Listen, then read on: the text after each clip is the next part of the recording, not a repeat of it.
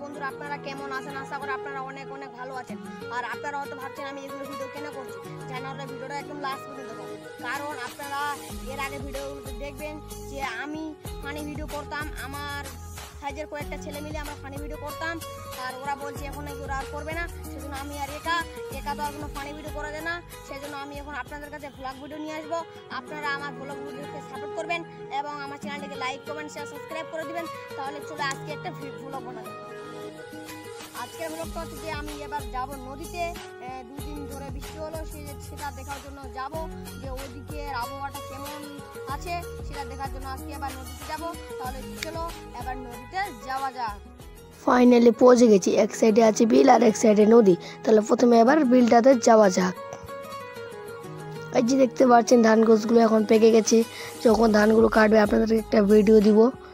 এই যে দেখুন বিলটা কেমন চকচক করছে একদম, আপনাদেরকে একটু জুম করে দেখাচ্ছি, দেখতে পাচ্ছেন তো আপনারা। এই যে দেখুন বিলের জলগুলো দিয়ে দিয়ে নামছে, কেমন সুন্দর লাগছে দেখুন গাইস।